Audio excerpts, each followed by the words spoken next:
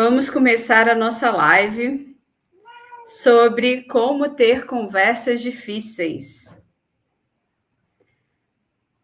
Eu não posso fazer comentários por aqui, mas eu vou interagir com vocês à medida que vocês fizerem comentários no chat. Quero dizer que estou só acompanhando aqui para ver se já está ok no LinkedIn, porque eu estou do StreamYard, vocês devem ter percebido.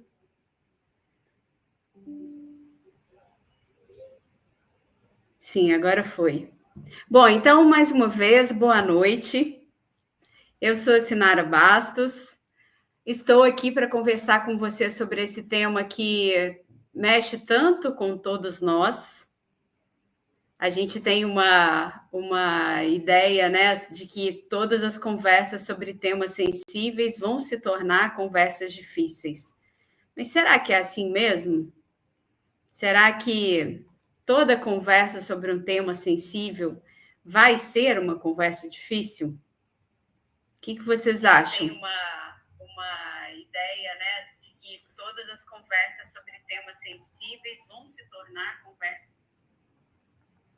À medida que vocês forem, já confirmei aqui que está tudo ok no LinkedIn, à medida que vocês forem tendo dúvidas, tragam os seus comentários e as suas perguntas. Boa noite, pessoal. E aproveitem, eu quero muito que essa experiência aqui não seja um blá blá blá da Sinara. Eu quero que vocês perguntem, que vocês tragam as suas questões, considerações em geral, para que essa noite seja mais proveitosa para todos nós, certo? Bom, então a minha proposta, né? Eu até fiz uma pequena apresentação para que vocês possam acompanhar comigo. E a gente pode, eu vou trazendo as considerações que eu fiz, as ideias que eu entendi que valeria a pena compartilhar com vocês, e vocês vão trazendo aí as dúvidas e me dizendo se está fazendo sentido ou não, o que vocês estão achando.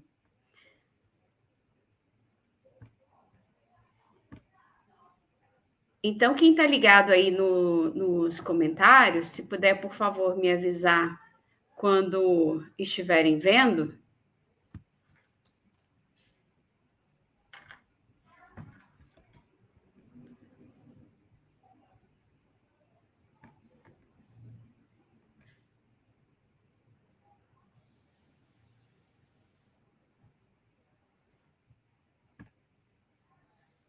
Tudo certo aí, pessoal? Tá dando para ver?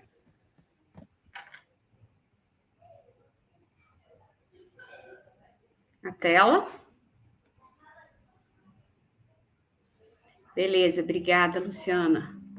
Bom, então, pessoal, o que eu quero, em primeiro lugar? Me apresentar rapidamente, porque tem pessoas que me seguem aqui, mas talvez não saibam mais sobre mim, né? A gente fica, às vezes interage, a gente às vezes troca umas palavras, umas ideias, mas às vezes a gente não sabe bem o que essa outra pessoa faz, afinal. Então, eu sou a Sinara Bastos, sou psicóloga, tenho diversas formações em gestão, em desenvolvimento humano, fiz coaching, mentoring, counseling, todas essas formações sempre muito voltadas para entender como eu podia ajudar melhor as pessoas e as organizações a transitarem nesse mundo que nos desafia tanto, né? A todo momento. O nome da minha empresa, né, a PantaRei, ela não tem esse nome à toa. Na filosofia de Heráclito, justamente, o que PantaRei significa é tudo flui. E nesse mundo tão fluido, é importante que nós sejamos fluidos também, né? Nós, profissionais, como pessoas, em todas as nossas relações, e as próprias companhias também, né? Então, eu posso dizer que nos últimos 10 anos, a minha dedicação vem sendo essa, ajudar as pessoas e organizações a serem mais fluidas e, é claro, né, a terem resultados melhores na vida. Então, hoje, depois de quase 6 anos à frente da área de carreiras do IBMEC, e muita história antes disso, Eu fundei a PantaRei em 2021 e de lá para cá eu atuo em parceria com outras consultorias, através da minha consultoria, atuo na área de educação executiva do INSPER, então já estive com diversas empresas de diversos segmentos, né, para além dos atendimentos individuais que eu ofereço. Bom, pessoal, mas então falando sobre as tais conversas difíceis. Por que será que a gente não fala sobre temas sensíveis? Essa é a primeira pergunta que eu queria pedir que vocês reflitam aí. Quando vocês não falam sobre algum tema sensível, por que será? Eu tenho aqui algumas ideias que para mim já foram confirmadas, mas eu sei que tem outros motivos e cada um sabe muito bem os seus. Então, muitas vezes a gente não fala sobre temas sensíveis porque a gente tem medo de perder a aprovação dos outros. Muitas vezes a gente não fala porque a gente tem dúvida, porque a gente não sabe como abordar um determinado tema, porque a gente também não tem ainda boas habilidades de comunicação, né? Para que a gente possa ter uma comunicação assertiva e respeitosa. E também por desinteresse ou negligência. Percebam, quando a gente para de falar com as pessoas sobre alguma coisa, falando sobre qualquer relacionamento, desde os relacionamentos pessoais até o relacionamento mais próximo com colegas, quando a gente para de se posicionar, provavelmente é porque alguma coisa já não está valendo a pena mais, não é verdade? Então, o que é muito importante é que a gente perceba que tem diversos fatores que podem nos levar a não querer nos posicionar ou a não querer falar com as pessoas sobre determinados temas, mas todos eles, né, de uma forma ou de outra, eles vão nos levar a ter muitos prejuízos. E eu vou falar daqui a pouquinho sobre quais são esses prejuízos que eu percebo. Então, quais são as tais conversas difíceis? Eu não estou conseguindo ver o chat agora, mas eu vou falando algumas aqui e vou parar de compartilhar para dar uma olhada, para ver o que vocês disseram. Então, eu trago aqui o seguinte: pedir aumento, pedir demissão, demitir alguém, conversar sobre o seu futuro, com a sua liderança, sobre os seus anseios, sobre as suas expectativas, conversar sobre discordâncias em projetos ou decisões que foram tomadas, ou antes mesmo que elas sejam, estabelecer limites nas relações, né, nesse momento, falar com o colega ou com a liderança sobre algo que está excedendo os seus limites, a manifestação de uma insatisfação, né, conversar sobre problemas de saúde. Eu tenho visto muitas pessoas em atendimentos individuais me dizendo assim, Nara, eu não estou legal, mas eu tenho medo de falar que eu não estou. Eu estou à beira de um burnout, eu não consigo falar. Eu não consigo, continuo não conseguindo dizer não. Continuo trabalhando loucamente. Essas situações, né, tão delicadas, elas podem ou não se tornar uma conversa difícil. Então, o que é importante é que a gente perceba que são conversas sobre temas sensíveis, mas que quanto mais a gente se preparar, tanto mais fácil será ter essas conversas, certo?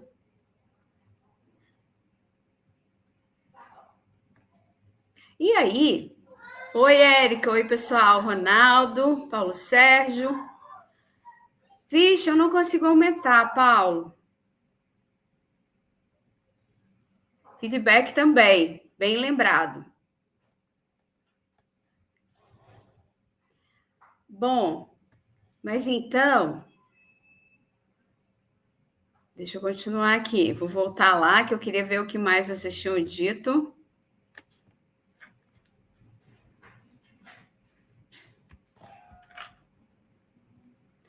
Depois, pessoal, se alguém tiver com dificuldade de ver, depois pode me mandar uma mensagem no LinkedIn ou no WhatsApp, que eu vou deixar meus contatos aqui no final desse papo.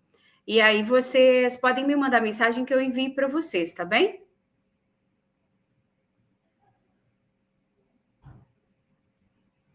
Bom, então continuando.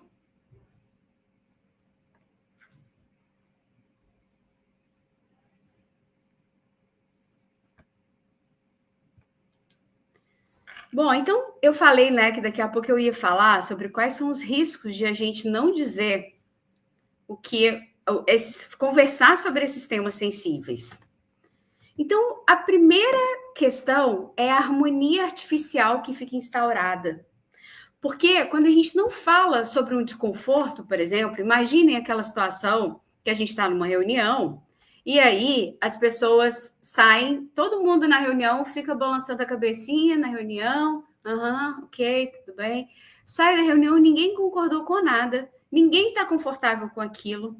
E aí, só que na reunião fica paira aquela ideia de que está tudo bem, que está tudo em harmonia, mas não está. Então, quanto menos a gente se posiciona sobre todas essas questões, tanto mais artificial o ambiente se torna. E a harmonia artificial é um dos maiores problemas, né? Lá nos 5 desafios das equipes, o Patrick Lencioni fala sobre isso. Os riscos, né, de quando as pessoas não querem, não têm coragem de tomar um posicionamento, de se colocar, de falar sobre um desconforto, ou simplesmente falar sobre uma ideia diferente, o que isso gera, né, no fim do dia, porque as pessoas não vão estar comprometidas com os resultados coletivos, não é? A dificuldade de estabelecer relações de confiança. Quando as pessoas não se posicionam, quando parece um tanto de robô seguindo ordens, regras ou normas, é bem estranho, né? A gente fica com dificuldade de estabelecer confiança. Depois, o prejuízo no desenvolvimento das pessoas. Eu já vi muitas situações em que as pessoas diziam assim: eu não vou falar com o fulano porque o fulano é muito difícil. Ou a fulana. Gente, aí imagina, a gente não fala e essa pessoa vai ser difícil o resto da vida, porque ninguém nunca falou para ela que era difícil relacionar com ela. Não é mesmo? Então, assim, eu entendo perfeitamente que tem pessoas que você tenta falar uma vez, você tenta falar uma segunda, aí você tenta uma terceira, e, poxa, não vai dar, realmente não vale a pena. Mas, na maioria das vezes, essas pessoas tidas como muito difíceis, muitas vezes nem nunca receberam feedback verdadeiro, honesto, porque as pessoas ficaram com receio, pensaram que não valia a pena. Mas eu acho, gente, que sempre a gente tem que dar uma oportunidade para as pessoas difíceis serem menos difíceis e para as relações melhorarem. Muitas vezes, quando a gente encontra um desafio maior, inicial, a gente tende a desistir. E se você dá um passinho mais adiante, o sol nasce lá na frente. Então, não desistam, tá? Se vocês têm alguém aí que tem no seu relacionamento no trabalho ou familiar, que vocês percebem que é alguém muito difícil, tenta mais uma vez, tenta mais uma segunda. Porque isso pode levar essa relação para um outro patamar que vocês nunca imaginaram que seria possível. Tem até um caso bem legal no livro do Dimitriades e o Psicógios, que é o Neurociência para Líderes, em que eles dão um exemplo, quem os meus alunos aqui do Neurolíder que estão aqui presentes podem contar. Era uma pessoa que foi um outro par dele, foi provocado a ser seu mentor. E com isso, esse cara que ia ser o mentor, ele passou um sufoco para ajudar essa pessoa, esse outro líder, porque ele não dava abertura de jeito nenhum. Assim, foi super caótica a experiência. E de tanto que o mentor não desistiu, essa pessoa acabou cedendo.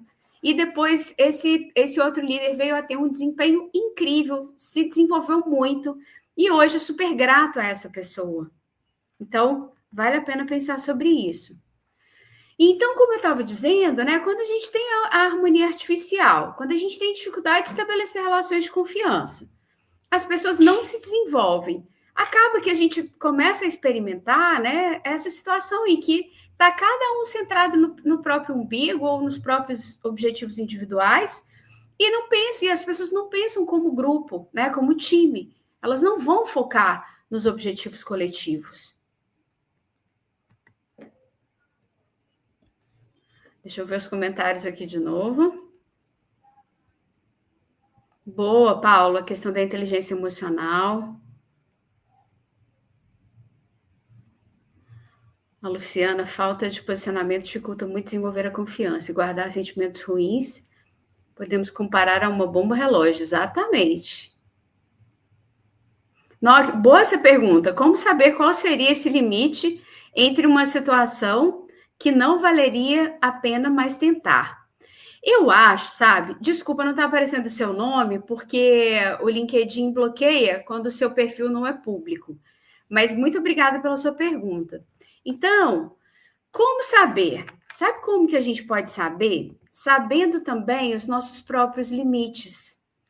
Porque quando a gente, cada um tem o seu, né? Cada pessoa tem um nível maior de tolerância, né? Uma condição mais tá mais preparado, né, para dedicar, ou tem mais tempo, ou tem mais vontade. Então, é uma perspectiva muito particular. Só que, ao mesmo tempo, né, eu poderia trazer aqui um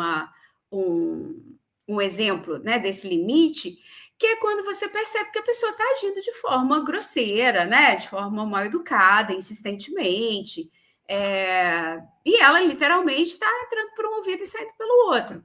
Agora, até nessas condições, vejam que legal, até nessas condições, a gente pode ter uma conversa difícil com essa pessoa, dizendo: olha, eu tenho visto, né? Eu estou aqui numa tentativa de te apoiar nesse processo que eu acho tão difícil, tão complicado, e eu tenho percebido que você está mais desconfortável do que percebendo o valor dessa conversa e desses feedbacks. Então, eu acho que eu vou desistir. Sabe? Olha só, percebam. Na maioria das vezes, a gente não vai até esse nível das conversas. A gente supõe, a gente deduz muito mais do que a gente se intera sobre o assunto, não é mesmo? Quantas vezes a gente pensa assim, eu acho que o fulano está sentindo isso. Eu acho que a fulana não gosta daquilo. Não é verdade? Isso acontece muito. A gente supõe muito mais do que a gente se certifica. E então, até nessa hora, sabe, quando a gente está em dúvida, né? Como que a gente vai saber se está no limite, né? Se agora deu. Talvez é até perguntando para a pessoa: olha, eu acho que eu vou desistir, porque eu entendi que eu podia te ajudar, eu entendi que eu podia contribuir para o seu desenvolvimento. Também, Paulo, às vezes a própria pessoa que está sendo ajudada mostra que ela não quer, claramente, né? E, óbvio, né? Foi bom o Paulo ter trazido aqui inteligência emocional, porque no fim do dia, tudo que a gente falar, comunicação, as competências, as tais soft skills de um modo geral, né? O nosso interesse pelos outros, a nossa disposição de provocar um impacto positivo no ambiente no qual a gente está. Isso tudo é tema de inteligência emocional, né? Isso tudo faz parte da inteligência emocional. Então, continuando,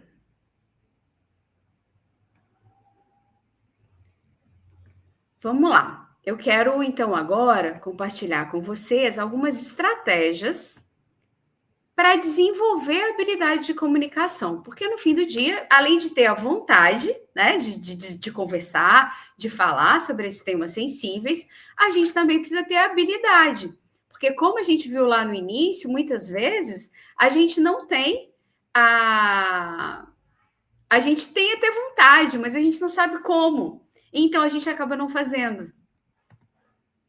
Bom, eu começo aqui essa parte com essa frase da Ruth Bebermeier, que o Marshall traz no livro Comunicação Não Violenta. Palavras são janelas ou são paredes? Elas nos condenam ou nos libertam? E isso é a pura verdade, né, pessoal? E na CNV, então, eu imagino que muitas pessoas que estão aqui já conhecem a prática, mas eu não posso deixar de falar sobre as 4 e reforçar como elas são importantíssimas para que a gente possa ter uma comunicação cada vez mais aberta, mais transparente e respeitosa com as pessoas. Então, o primeiro ponto aqui que a gente pode pensar o primeiro componente é o da observação. É de a gente olhar para uma determinada situação e simplesmente observar num primeiro momento.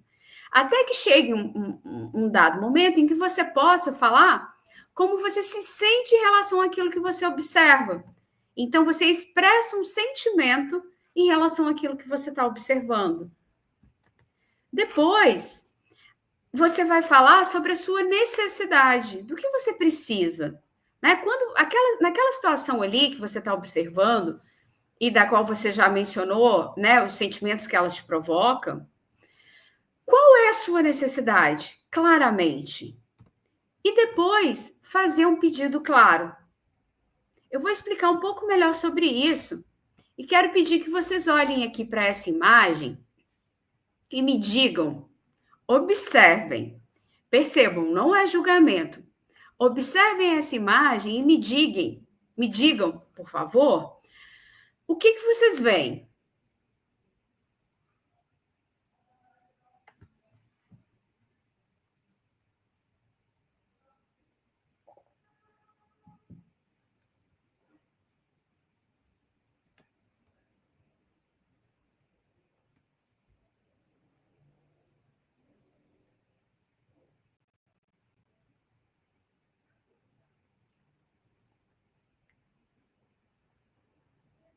Ninguém?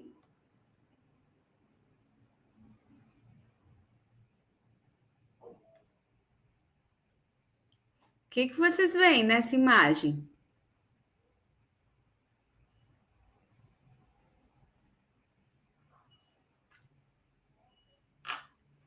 Tá parecendo muito risco? Bom, olha só, pessoal, quando eu mostro essa imagem nos workshops que eu conduzo, as pessoas tendem a falar: ah, ele está triste, ah, ele está preocupado, ah, ele está bravo com alguma coisa, ele está até com os ombros curvados. Só que tudo isso é julgamento, né, gente? Olhar para essa imagem sem julgar, apenas observando, pode significar dizer: há um homem sentado no chão, com as pernas cruzadas, com as mãos sobre as pernas. Ele está de camiseta branca e de calça preta. E a luz do sol está entrando pela janela, projetando a sua sombra à sua direita. Então, isso é observar essa cena, percebem? Então, quando vocês quiserem praticar a comunicação não violenta, lembrem disso. Quando a gente está diante de uma situação, a gente já tem um monte de vieses, de ideias, de coisas que a gente tem na mente sobre aquilo. E a gente julga. A gente não observa simplesmente. Então, eu vou dar um outro exemplo também que pode ser útil. Quando você chega num ambiente e esse ambiente te parece bagunçado, né? As coisas estão fora do lugar. Então, olha só, esse ambiente está bagunçado ou as coisas estão fora do lugar? Aí vocês podem me dizer, Sinara, mas está bagunçado, está fora do lugar. Tudo bem, mas se você for agredir uma outra pessoa dizendo, você é bagunceiro, você está deixando tudo fora do lugar.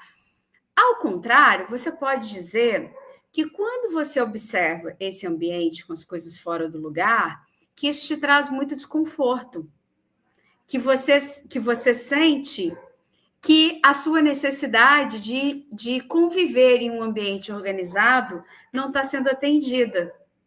Então, você faz um pedido claro de que essas pessoas te ajudem a manter aquele ambiente organizado. Porque para você, por exemplo, eu, Sinara, posso dizer para vocês, eu tenho pavor de estar num ambiente desorganizado, com as coisas jogadas, porque eu sinto que isso atrapalha o meu desempenho. Então, e não gosto disso em casa também, em qualquer situação.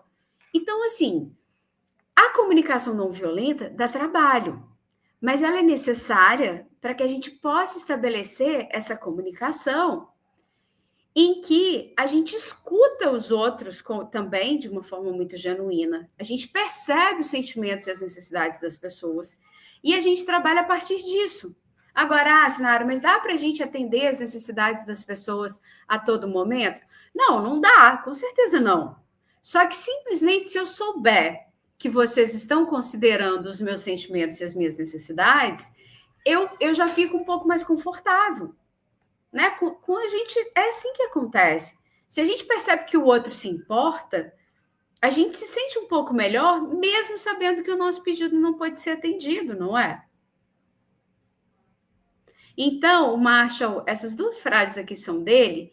Ele diz que nós dizemos muitas coisas ao escutarmos os sentimentos e necessidades de outras pessoas. E ele fala também que a partir do momento em que as pessoas começam a conversar sobre o que precisam, em vez de falarem do que está errado com as outras, a possibilidade de encontrar maneiras de atender à necessidade de todos aumenta enormemente, não é verdade? E aqui eu quero então dar um exemplo muito claro.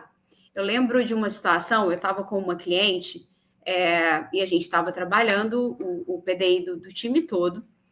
Elas era uma empresa que estava crescendo muito, a diretoria não estava acostumada, elas não sabiam mesmo gerir pessoas e tinham feito muitas coisas testando, e nesse momento eles tinham decidido profissionalizar algumas coisas.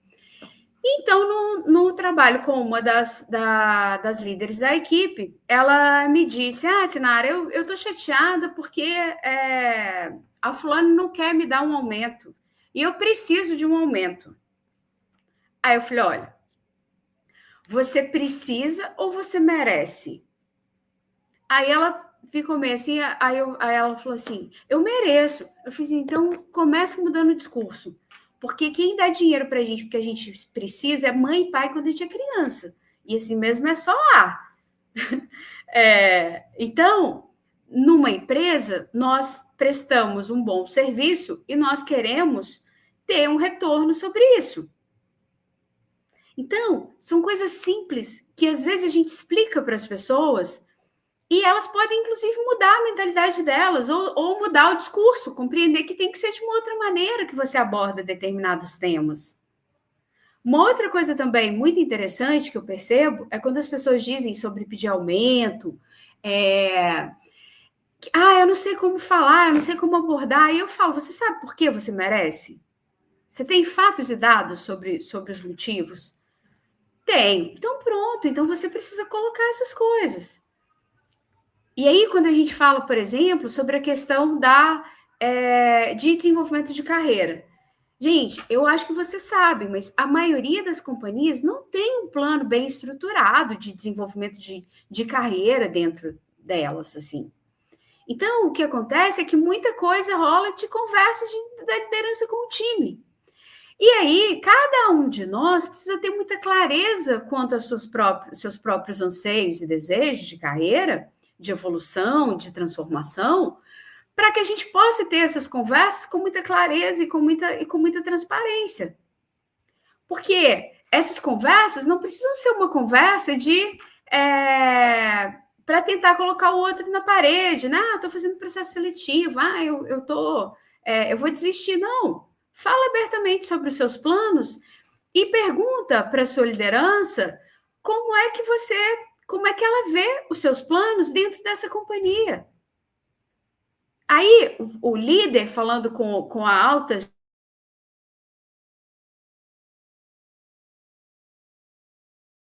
gestão, seus planos com a sua liderança, como eles estão alinhados com o lugar onde você está. Porque quanto maior esse alinhamento, mais fácil vai ser ter essas conversas à medida que o tempo avança. Não é verdade? Eu queria até saber de vocês. Quem quer compartilhar uma conversa difícil, um tema que precise falar? Eu sei que talvez não queiram se expor. Boa, desordem até atrapalha o meu psicológico, eu concordo. Eu também atrapalha também. Bom, pessoal, mas então, vocês querem compartilhar alguma questão?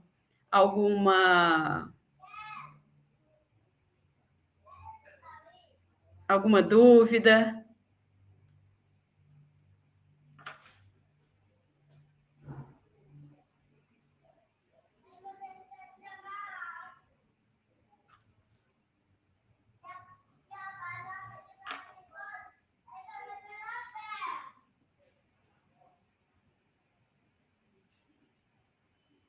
Eu acho que está dando um delay aqui nos comentários, né, pessoal? Eu vou continuar, daqui a pouco eu volto para ver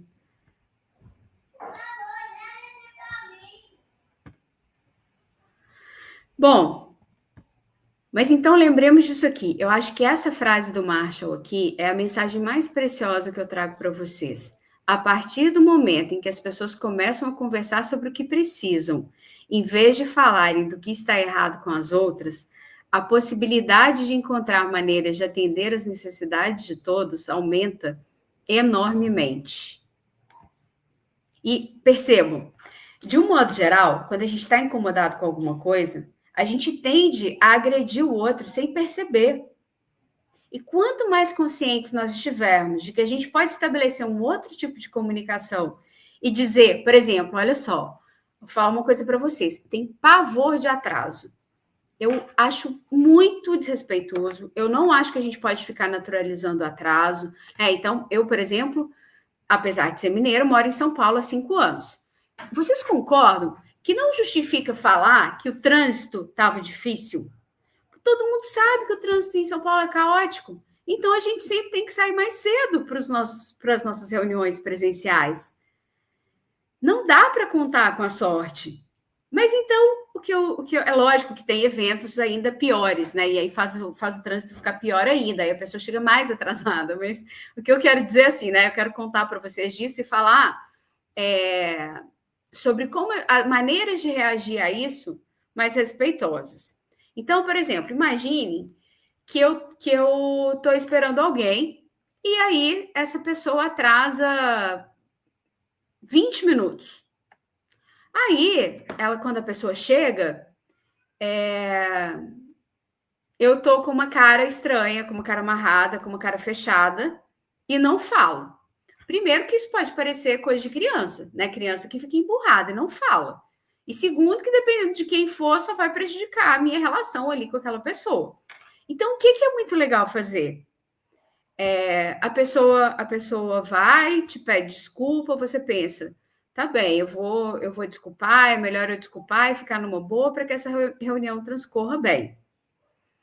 Se eu, no meu ímpeto, no meu desconforto ali com aquele atraso da pessoa, falo, poxa, olha, eu não gosto de atraso, eu acho atraso uma falta de respeito tremenda, mas ok, tudo bem, eu te desculpo. Olha, agora não é hora de falar sobre isso, concordo? Porque o que vai acontecer? A reunião vai ser horrível, a pessoa vai ficar extremamente desconfortável, né? Agora, o que acontece? Passa esse primeiro encontro, vem um segundo e a pessoa atrasa de novo. Aí é aquele momento de você falar, olha, eu te compreendo, mas lembra, naquele nosso último encontro, você atrasou também. E quando você atrasa, nós dois perdemos, porque a gente perde tempo da nossa reunião, que é preciosa, tempo dos nossos dias. Então, assim, ter conversa sobre temas sensíveis exige que a gente também saiba o momento adequado de falar as coisas. Porque se a gente também demonstra intolerância, para que seria o meu caso, né? De cara eu já falar com a pessoa que eu não tolero atraso, que eu acho atraso muito desagradável, seria muito ruim.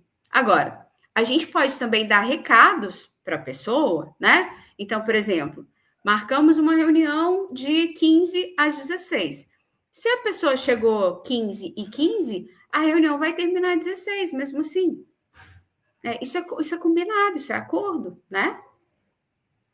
Mas então, assim, eu estou compartilhando com vocês essa minha questão em relação aos atrasos, porque cada um de nós tem as suas questões, tem as coisas que acha mais difíceis, mais chatas, e a gente nunca deve deixar de nos posicionar sobre isso. Então, aconteceu uma vez, beleza, você desculpa. Mas uma segunda, uma terceira, poxa, tem que ver o que está acontecendo. Concordam? Bom, e a gente precisa também, né, quando a gente está falando de ter conversa sobre temas sensíveis, qualquer conversa, de ter clareza de ideia. A gente precisa mostrar que a gente precisa conseguir trazer o que está na nossa mente para a nossa fala e que isso seja muito claro e perceptível, entendível pelo outro. O que acontece muitas vezes é que a gente tem falhado até nesse quesito. Então, não há comunicação que funcione, não é verdade? Por isso, quando a gente está tendo, seja um feedback de qualquer tipo, ou uma outra conversa importante, até porque, né, a gente sabe, feedback é conversa sobre desempenho. E no fim do dia, tudo que a gente conversa uns com os outros tem a ver com desempenho, né? Assim, bem ou mal, acaba tendo. Mas então, assim, o que é legal pensar? Quanta clareza eu tenho tido na minha comunicação? Eu percebo que eu estou conseguindo trazer para fora exatamente o que eu tenho pensado, o que eu estou sentindo. Claro que nessa coisa de trazer exatamente o que a gente está pensando, o que a gente está sentindo, também tem que tomar cuidado, porque nem tudo que a gente sente, que a gente pensa, a gente fala. Mas é importantíssimo que a mensagem seja passada de forma transparente. Então, a gente tem que ter essa ideia aqui, né? Assim, a clareza de expressão é a manifestação externa da lucidez do pensamento.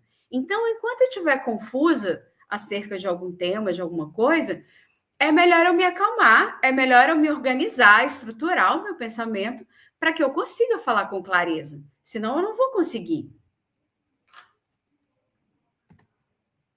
E aí, tem uma ideia muito bacana. Quando a gente está diante de alguém e a gente fala assim, fulano não entende nada do que eu falo. Ou, ninguém me entende.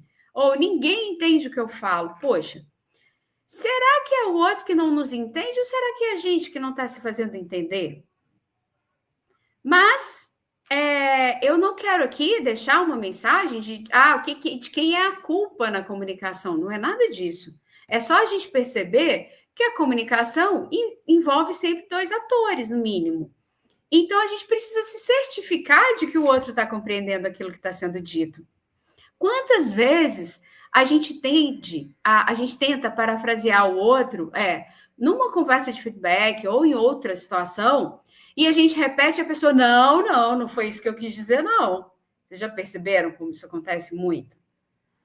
Então, é justamente por isso, aquela velha história do óbvio que precisa ser dito. Ou do quão fundamental é a gente se certificar que o outro entendeu a nossa mensagem. Às vezes não entendeu. E aí a gente já fica cheio de conclusões, de certezas de que, lá, tá vendo? Não seguiu a minha orientação. Tá vendo? Eu falei, entrou por um ouvido e saiu pelo outro. Não, às vezes nem entrou. E aí, queridos e queridas, eu trouxe essa mensagem aqui. Esse mapa do conflito está num livrinho bacana, ele é muito simples, mas bastante interessante, que fala sobre gestão de conflitos. E venhamos e convenhamos, como seres humanos, né? A gente vai viver conflitos sempre, a gente não tem como evitá-los, a gente tem como, daqui a pouco eu vou compartilhar uma ideia do Fred Kaufman, que é muito legal, sobre isso, mas a gente não tem como evitar os conflitos, porque nós somos seres humanos. A gente tem como aprender a administrá-los, não é? E uma conversa sobre um tema sensível pode virar um conflito por mais boa intenção e preparação que a gente tenha feito. E aí a gente pode perceber esse circuito aqui que eu vou compartilhar com vocês. Então, imaginem, vou dar um exemplo bem simples. Eu sou uma pessoa que ama feedback. Eu preciso de informações sobre o meu desempenho, até porque eu sou uma consultora, eu sou mentora, eu preciso saber se eu estou indo bem, né? Como no livrinho lá do Richard Williams. Eu preciso saber se eu estou indo bem e a maioria de nós aqui, com certeza, preza por isso. Então, se eu tenho essa necessidade de saber se eu estou indo bem, o meu desejo, né, que é o ponto 2 aqui, é que as pessoas me deem feedback com frequência. Façam avaliações das minhas palestras, dos meus treinamentos, dos workshops, das mentorias, não é? Se eu não recebo isso, eu posso ter duas situações. A primeira, ficar decepcionada, e aí eu fico, poxa, que pena, né? Eu queria tanto receber um feedback, queria tanto ter um retorno do meu desempenho, mas eu fiquei decepcionada, só. Só que ao invés de ficar decepcionada, eu posso ficar frustrada. E da frustração para a cólera, para a agressão e para a violência, é um pulo. Porque a frustração não é um sentimento bom diante da frustração diante de um desejo não atendido. O que é legal é que a gente entenda que nem todo desejo nosso vai ser atendido. Então a gente se decepciona, mas na próxima vez talvez dê certo, na próxima vez talvez o cliente me dê um feedback, na próxima vez talvez eu tenha as respostas que eu preciso. Então, se o meu desejo, se diante das nossas necessidades, os desejos que vêm delas são atendidos, a gente tem a satisfação e a gente volta para o equilíbrio, para a paz. Agora, se a gente está partindo sempre do desejo para frustração, para cólera, para agressão e outras coisas piores, a gente tem as situações de conflito.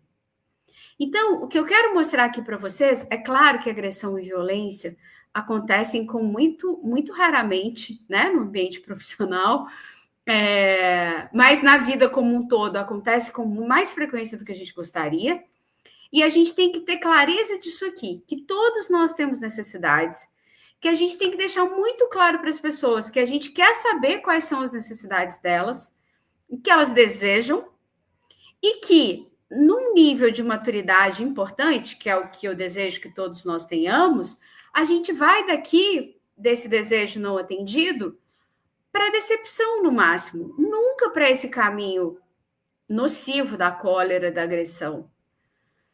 E, no melhor dos mundos, para satisfação. E aí, uma coisa que a gente pode perceber, quem não teve acesso ainda, né, ao livro do Marshall, A Comunicação Não Violenta, eu recomendo muito que tenham, porque é uma das melhores leituras que a gente pode fazer, assim, para a vida pessoal, para a vida profissional. Nem somos seres diferentes, né? O ser que trabalha é o mesmo que vai para casa, que chega e volta, né? Mas, assim, esse livro é muito bom, porque ele traz muita clareza para você sobre essa questão das necessidades, dos sentimentos, de como a gente precisa aprender a lidar com essas questões e deixar claro para as outras pessoas que isso importa.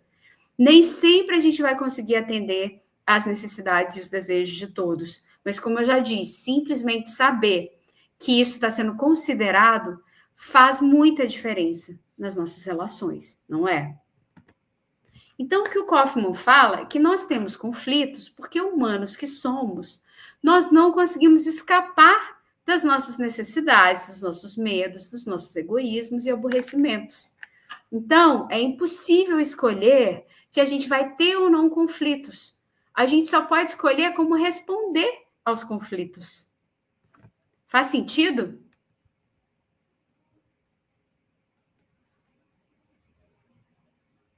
Mi, o livro é... Que bom que você está aí agora que eu te vi.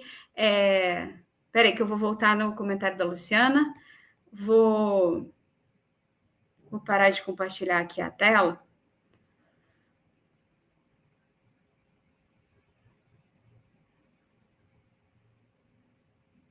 Paulo, eu me desliguei de uma empresa recentemente onde trabalhei por 20 anos. Cheguei no meu limite emocional. Poxa, que pena, né, Paulo? E muitas vezes isso acontece, né? A gente não encontra, às vezes a gente até tenta se colocar, se posicionar, e não encontrando, a gente sai nessa condição, eu lamento. E assim, eu quero fazer uma provocação a vocês, pessoal. Essa fala do Paulo foi importante. Eu converso muito com profissionais em atendimentos individuais, né? E, assim, tá muito séria essa questão do burnout. Pessoas que ficaram afastadas e voltaram agora porque se recuperaram, mas encontram ainda um contexto extremamente desconfortável e complicado. Pessoas que não têm coragem de falar que não estão bem. E essa é uma conversa, né? Uma das conversas difíceis que a gente precisa ter. Então, é preciso encontrar uma pessoa de confiança com quem você possa falar dos seus desconfortos e fazer alguma coisa em relação a isso. Porque a gente não pode mais naturalizar essas questões tão sérias. E aí, eu vou acabar vendendo, mas o Brief and Talk, que é um tipo de modalidade de atendimento que eu ofereço, ele é justamente para esses tipos de situações. E eu criei, né, o nome Brief and Talk porque as pessoas, muitas vezes, elas chegam para as conversas, para as reuniões, e a gente percebe que elas não estão nem respirando. Muitas vezes eu já falei para as pessoas, olha, peraí, respira um pouco. Respira primeiro. Então, nessa loucura que a gente está vivendo, a gente tem ficado cada vez mais tomados por condições de trabalho, de relacionamentos, que não podem ser normalizados. São situações extremamente adoecedoras, né? E não podem ser aceitas. E não aceitar não quer dizer sair esbravejando, né? E tendo uma conduta inadequada para falar sobre isso.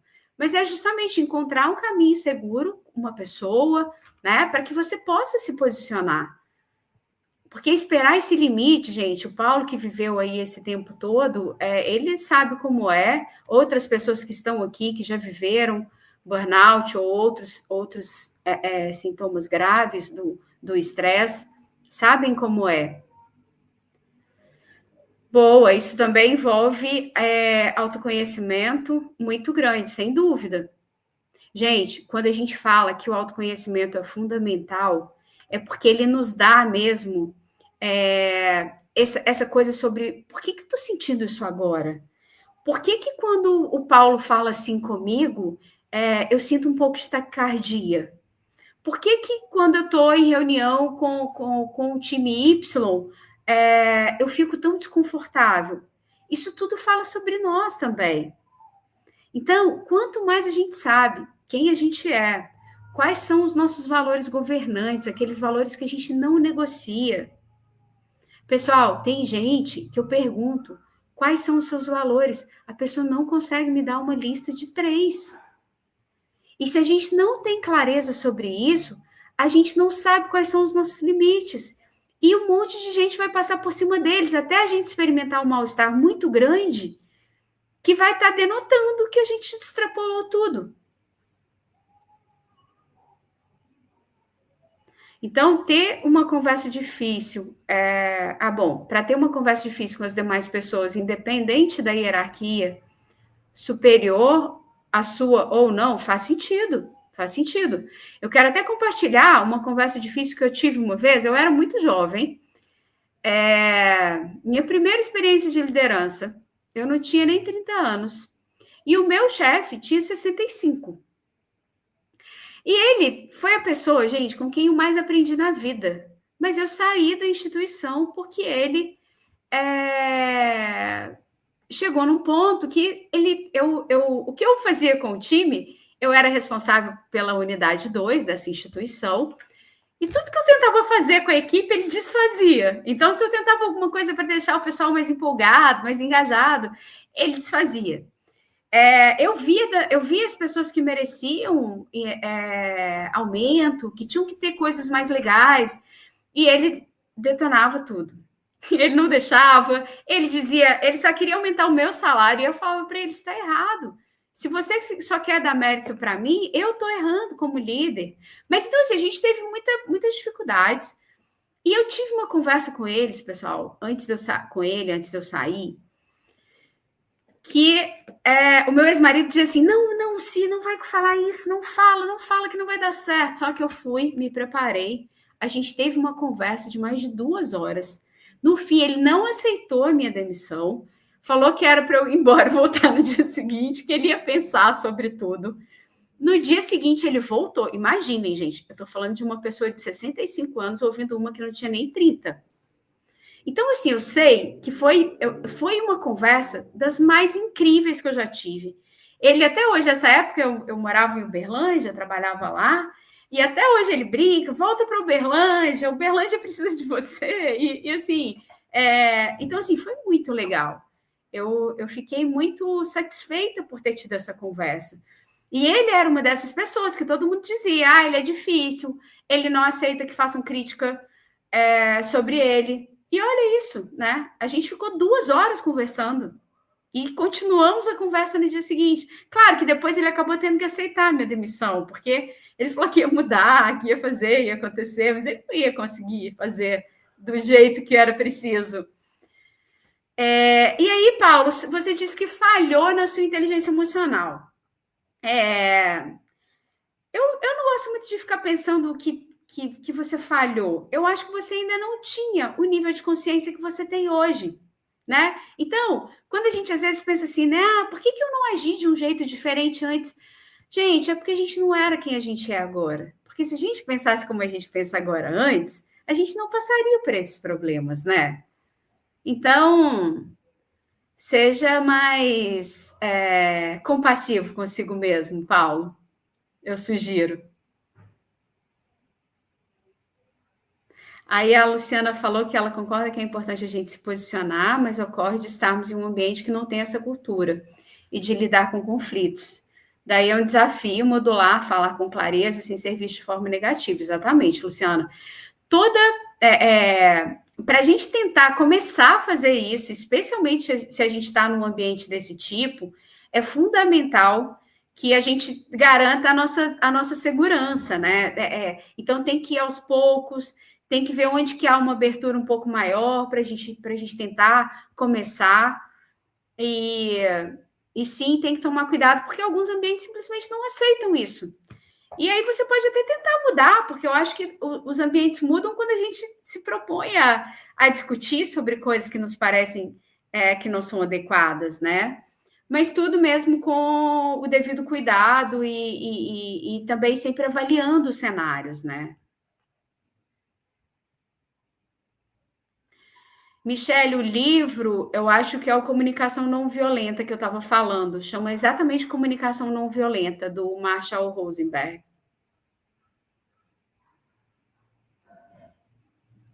Isso, Paulo, privilegia uma harmonia artificial em detrimento da verdade, né? Ah, todo mundo concorda? Aí tá todo mundo com cara de tacho, tá? É evidente que ninguém concorda, mas aceitam a resposta, né? Infelizmente, isso acontece. E essa coisa da autenticidade, né? Eu me lembro de uma vez. Ô, gente, depois eu vou convidar vocês para um evento no Zoom, porque eu estou me sentindo muito solitária aqui no StreamYard fazendo essa live desse jeito. A próxima eu vou convidá-los para a gente fazer no Zoom, que aí todo mundo pode abrir o microfone, todo mundo pode falar, e eu também não me sinto tão sozinha. Sobre a autenticidade, isso é uma coisa super interessante, né, Ronaldo? A gente tem, e pessoal, eu já teve situações de uma par minha falar assim: ah, Sinara, também você critica tudo. Aí eu falei: olha, eu acho que a gente deve criticar se a gente tiver uma opinião contrária. Não tem problema criticar. O problema é ser ranzinza, é ser chato, ser desagradável. Aí eu perguntei para ela, eu falei: você tem um exemplo para me dar? E aí os exemplos que ela me deu foi de várias situações em que eu era especialista e estavam sugerindo projetos na minha área e eu me posicionei. E eu não era uma questão de eu critico para falar que eu sei mais ou para ser do contra, de jeito nenhum. Mas se a gente tem algo a dizer, a gente precisa dizer. E realmente, né, a gente vive um contexto em que tem pessoas muito imaturas, muito despreparadas para ter conversas, para argumentar, para debater sobre as questões, né? Então, realmente tem lugares que não se deseja pessoas autênticas e competentes e preparadas para as conversas sobre temas sensíveis, né? Aí, nesse caso, o melhor caminho é procurar um lugar onde a gente caiba, né, pessoal?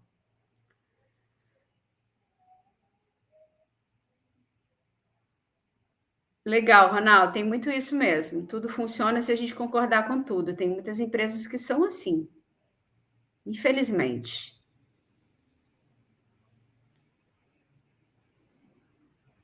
E Paulo, boa essa coisa do não, porque eu gosto muito de dizer, sabe, gente, que tem nãos que a gente dá de uma forma tão cuidadosa que parece quase um sim.